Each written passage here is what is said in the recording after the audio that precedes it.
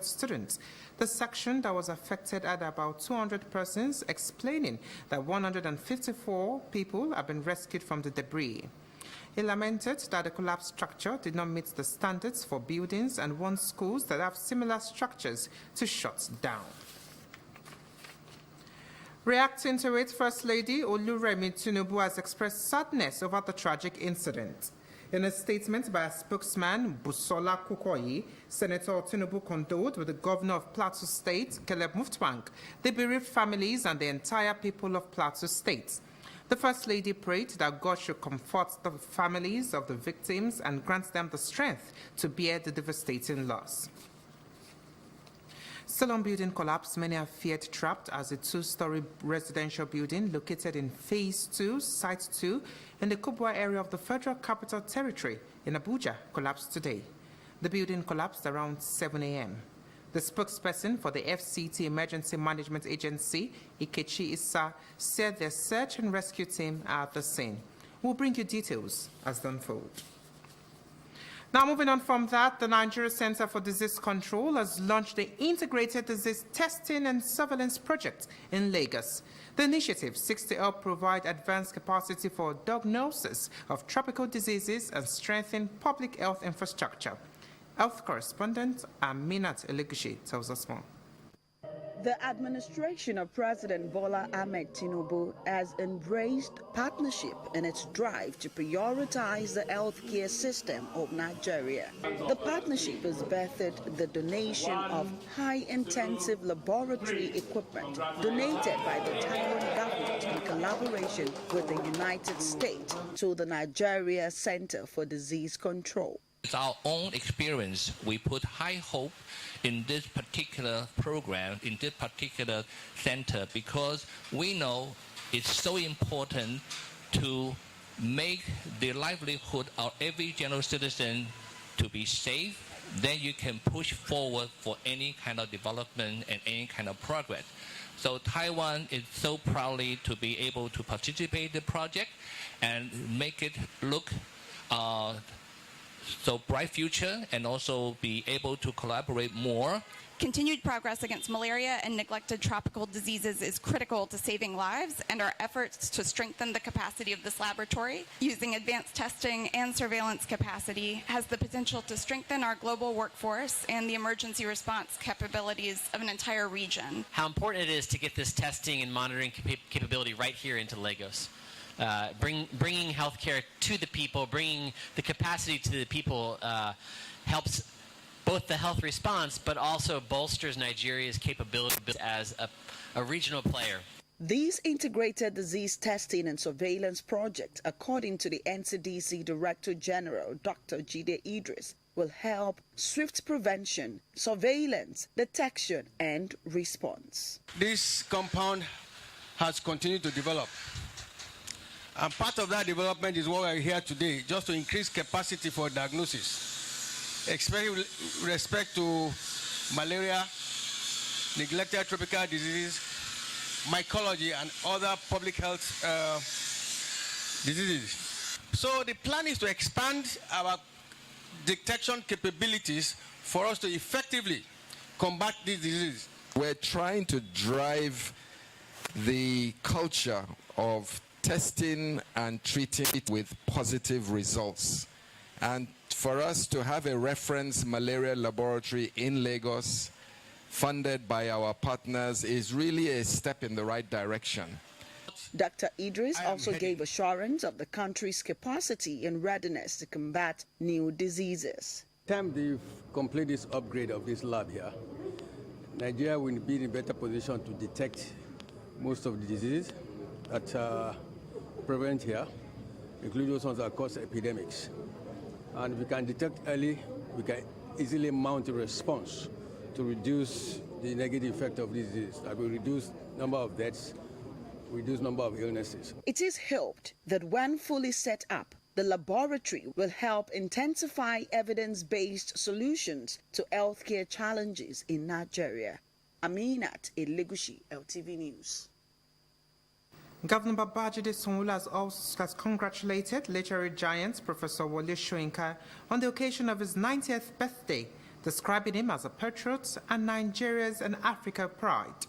Governor Sanwo-Olu, in a congratulatory message issued by Special Advisor on Media and Publicity, Boyega Koshile, said the playwright, poet, and essayist is worthy of all celebrations as a Nigerian advocate of good governance, voice of the voiceless, and one of Nigeria's biggest exports to the world.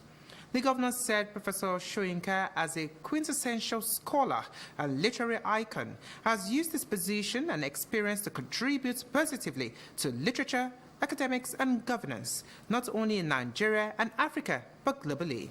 Governor Sanwo-Olu also praised the celebrant for his commitment to democratic government. He commended the crucial role the playwright played in the dark days of the military junta for the restoration of democratic governance in Nigeria in 1999. Happy birthday, Prof. Now moving on to sports. Chaos in Lagos, a boxing extravaganza featuring the national welterweight title fight between Oluwasegun Mustafa and Yakubu Farouk will hold in Lagos on Sunday, July 21. According to the Cornerwise Unboxed Sports, promoters of the 10-fight card, the event will enhance professional boxing and provide an opportunity for boxers to earn a living from their talent. Announcing plans for the forthcoming event, boxing promoter Bernard Otunla promises an evening of explosive bouts mixed with entertainment at the indoor sports hall of the National Stadium, Surulere. Otunla explains that the promotional outfit on Box Sports and Entertainment is creating platform for the boxers to showcase their talent and enhance professional boxing in Nigeria. Chaos in Lagos is a boxing tournament targeted at showcasing boxers to the world. We want people to really understand boxing as an activation agency. Boxers are walking billboards. It's for the corporate world to see them and see them as worthy enough for their investment. While urging fans to troop out in numbers to cheer the boxers, Otunla laments the dearth of corporate support while assuring that the outfit will bring the much-needed attention to improve the fortunes of professional boxers. As a boxer, you can't sell yourself. What can sell you are your fans. Without your fans supporting you, you are just fighting. But when you have fans and responsive fans to come watch you, to come see what you do, that would help sell you and uplift you to the world. Aside the national welterweight title contest between Mustafa and Farouk, Michael Ikechukwu will fight Hamed Ganiu in the welterweight challenge, and Ganiu Kolawole will battle Okpadiran Alamu in the super welterweight bout. For other fights on the card, Abdulaziz Oshoba will be set up against Kabiru Bashir in super welterweight. Hassan Karim will challenge Jamiu Akande in lightweight, just as Akintunde Abolade trades punches with Anyofe Adeoye. No rest, no day off, no smiling for now. So they should get ready, fully ready. If not, you will see evil on the ring. Nigerians knows me to be a knockout specialist. You know what I mean? So if I know, they used to beg me, oh, Tyson, please give us like 3 rounds, you know what I mean? But when I get into the ring, I won't know the time the opponent will be down. Working out, preparing for my fight because I need to put up a good fight. Style makes fight. I think I'm good to go. Just like an angel, I'm a dynamic boxer and I got that in me. I've been training since, let's say, like 6 months for the fight. And my coach is here also with me and he's trying for me. And the way he's trained me, I believe that I'll win the fight. I turned pro recently, so more than a decade includes my amateur fights. But as a professional, I have just 4 fights, 4 victories. The event sanctioned by the Nigeria Boxing Board of Control will begin with series of events, including the light public workout sessions holding next week in selected areas in Agege, Ikeja, and Surulere. Outside Nigeria, the Hamas run Health Ministry says at least 20 Palestinians have been killed in an Israeli airstrike that hit a densely populated area of displaced people in the Al-Mawasi area of Khan Yunis in Gaza. According to the Health Ministry statement, more than 19 people were injured in the strike.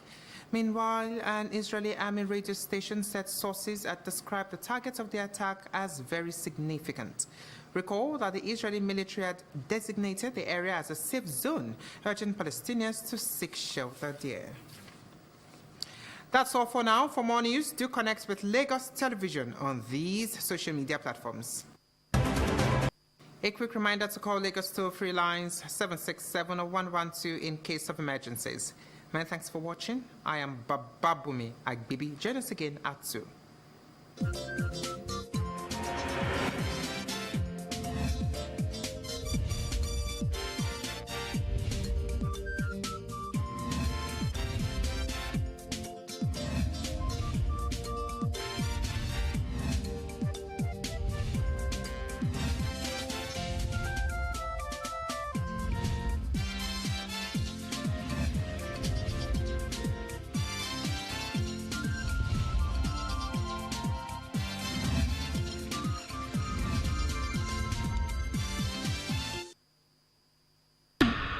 Must commend NTV8 television for the regular sensitization that has been going on the channel, raising the consciousness of our people on the issue of kidnapping.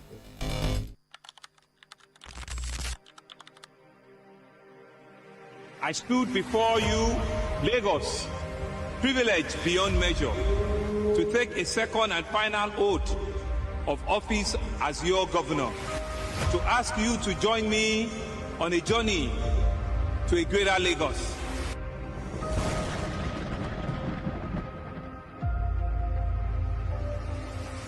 With a promise to uplift and transform, Mr. Governor has steered us through a year marked by groundbreaking achievements and unwavering progress. Under his dynamic leadership, Lagos has witnessed unprecedented advancements.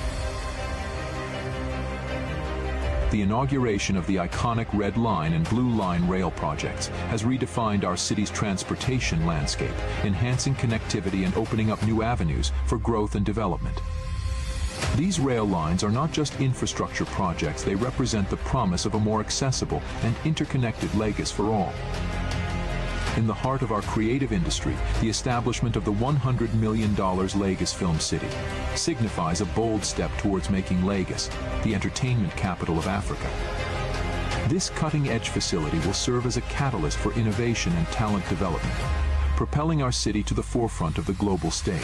Recognized as a global powerhouse, Lagos's participation in the Lord Mayor's Show was a landmark event, showcasing the city's dynamic cultural landscape and diverse population to the world. It underscored Lagos's pivotal role as a hub for commerce, culture, and innovation, further solidifying its reputation as the gateway to Africa.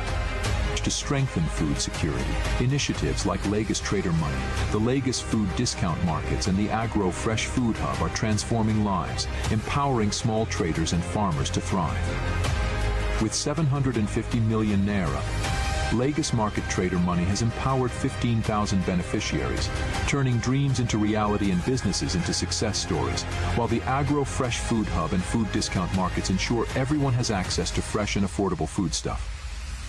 We also distributed 500,000 food boxes to vulnerable residents. These initiatives are empowering communities and driving inclusive growth. To unleash the full potential of our dynamic youth demographic, we successfully graduated over 4,000 trainees from our 19 skill acquisition centers. Geared towards empowering communities at the grassroots level, this program aims to cultivate self-reliance and entrepreneurial spirit. Lagos is experiencing unprecedented levels of investor confidence as billions of naira are flowing into the state's economy. Some other major projects on the way are the new Massey Children Hospital, 4th Mainland Bridge, Lekki International Airport, 2nd phase of the Blue Line Rail, the Lagos Food Systems and Logistics Hub. In the past year, Mr. Governor has laid the foundation for a brighter future for Lagos. Together, we are building a city that thrives on progress, unity, and resilience. Here's to a year of remarkable achievements and many more to come. Thank you, Mr. Governor, for your unwavering dedication to making Lagos the city of our dreams.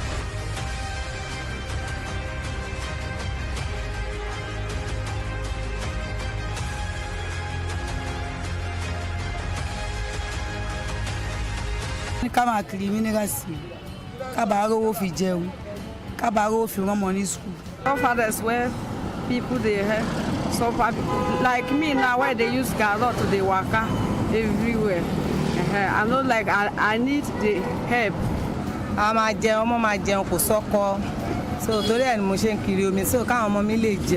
According to research, about 79.2% of school attendance is affected by street trading, where such children are denied rights to basic education, with many sustaining lifelong injuries or die as a result of hawking in traffic through accidents. At bus stops and roundabouts, pedestrian bridges, major and secondary roads, traders struggle for space with motorists and commuters as they obstruct traffic, thereby constituting a major environmental nuisance on the city. Traders and their patrons generate tons of refuse, which in turn block the drainages and contributes to flash flooding, escalating the risk of infectious diseases and epidemics spreading. Street trading births crime, have a criminal act such as pickpockets and traffic robbers, while some criminals double as traders, hide arms under their wares, and rob motorists and commuters when it's dark or during rush hours. The items sold in traffic are also centers for vending fake, expired, and dangerous products, including illicit drugs. Social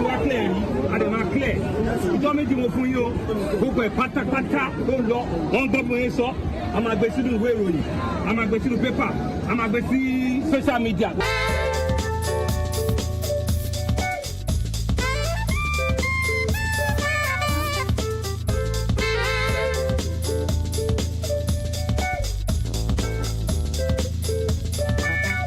From creation, women have been known to be very fashionable.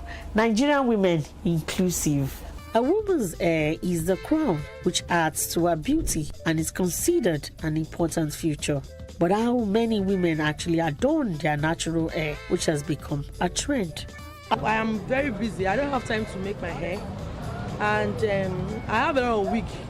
But it is easier and more convenient for me to wear. I prefer to wear it. Why? You know, there are sometimes you want fresh hair to touch your scalp on your hair. And it is very good because that even helps to keep the hair more strengthened. So I'll just pull it and wear it anytime I like. I'll not go to salon every time and just like feel at home. I wear lace wig, I wear cap wig. I prefer wig due to the weather. Afternoon like this, if it's hot, you can easily remove it to your office and look natural. Then after that, once the weather is cold, you put it back. A recently conducted survey on Nigerian women's wig crave states that 81.8% of women in Nigeria adorn the use of wigs for different occasions on a daily basis. Most women are into businesses and also into 9-to-5 jobs. So, and they raise families too. So creating that time or having time to sit down in a salon for a long period of time to make hair, it's quite difficult. So wigs tend to help them jump that hurdle a bit. It helps you make hair without wasting time, and still it brings out more of that beauty. It protects the edges, it protects the hair, protects the scalp from different diseases we get around these days. The prices range from, I'll say, from 6,000 naira, and it can get as high as 150,000, depending on what you want or what the kind of quality you want to get. The synthetic wigs come from different companies anyway, but the human hair wigs, the hair we use come from different countries. Like there are some that come from China, Venezuela, Peru, from the US, from Dubai, from Italy, and recently from Asia, from India and Sri Lanka. Each day, you need to wear it over a head or something rounded to hold it up. You need to apply some kind of serum to it, comb it out if it's the human hair. If it is the braided, you need to apply something on it, air dry it, or if you can blow dry to a certain extent, you do that like once or twice in a week. But you have to make sure you check on it like 2-3 days. Give it like 2-3 days interval. If you can really deliver quality, there's money in the business. We have people that work inside AC like 24 hours, from the car to and we have these market people. Okay. So they sweat and hurl. So when the wig is like dirty inside, and because of the sweat, so it may be scratching after some time. Why people using AC and all? So all those ones, their home will last more. Okay. So when it comes to maintenance, we have creams like shampoo and all that you can use to wash your wig, which if you cannot wash it yourself, you can bring it to the salon. The fact-finding mission also enabled those in that line of business and economic experts share their views. Success in business is not just made up of one thing. You have to look at the environment in which you're operating in. You have to look at the market. Who are the people who are buying these wigs? And you also have to think of where you're going to get the materials for making the wigs. You look at the cost of trying to get a market for your wigs, even though the market exists, because at times when markets even exist, it's a different thing trying to create the market awareness for your product in particular. You capture all this costs that are involved and of course the income you earn from selling the wigs, and you put it in a part of the plan called the financial plan. So as you do this, you discover a lot of things, because to get some of the answers to the different parts of the business plan, you really need to do a lot of research. If you're in the business of